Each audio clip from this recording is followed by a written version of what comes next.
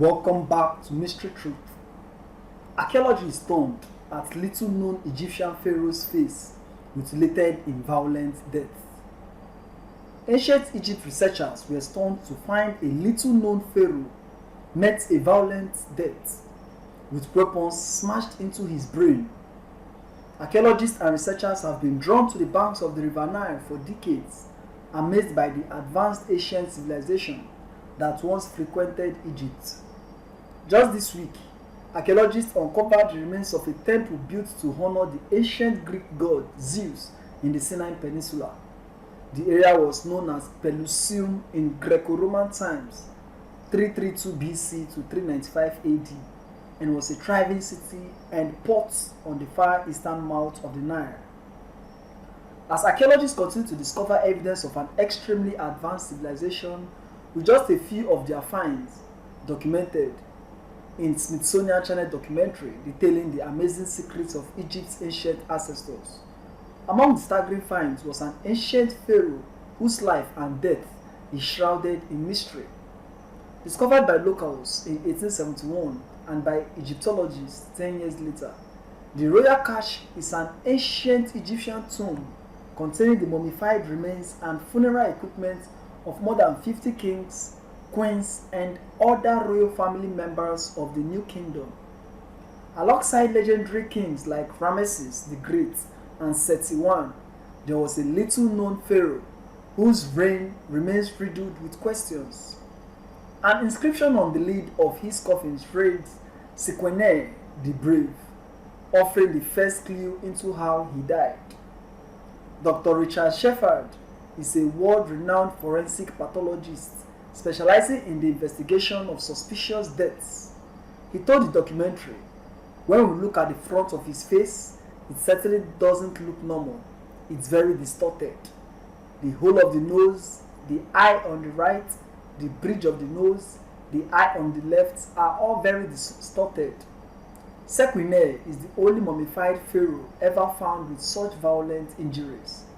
Pointing out horrific wounds to the side of Sequine's head, Dr. Shepard said, "This is a wound that has been forced in. It's been smashed into his brain, producing this large crater-like effect.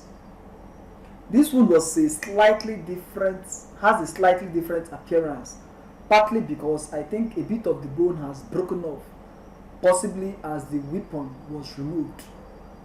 It flipped a piece of the outer part of the skull off." Dr. Shepard sought to understand how Sequene died, turning to the only full autopsy ever performed on Sequine's body. Elliot Smith performed the autopsy in 1912 and concluded that Sequene died from axe wound received in battle. Dr. Shepard said, "Elliot Smith says axe in his report, and I'd back it up forensically from our knowledge now. When I look at these two injuries, what I can say is that they are both lethal wounds, and you would probably only need one of them to cause death, but the two together are a certain cause of death." A vivid description of Sequine's death can be found in Gaston Maspero's 2005 book, History of Egypt, Chaldea, Syria, Babylonia, and Assyria, Volume 4. Mr. Maspero wrote, "A blow from an axe must have severed part of his left cheek, exposed the teeth, fractured the jaw, and sent him senseless to the ground. Another blow must have seriously injured the skull, and a dagger or javelin has cut open the forehead on the right side, a little above the eye. His body must have remained lying where it fell for some time. When found, decomposition had set in, and the embalming had to be hastily performed as best it might.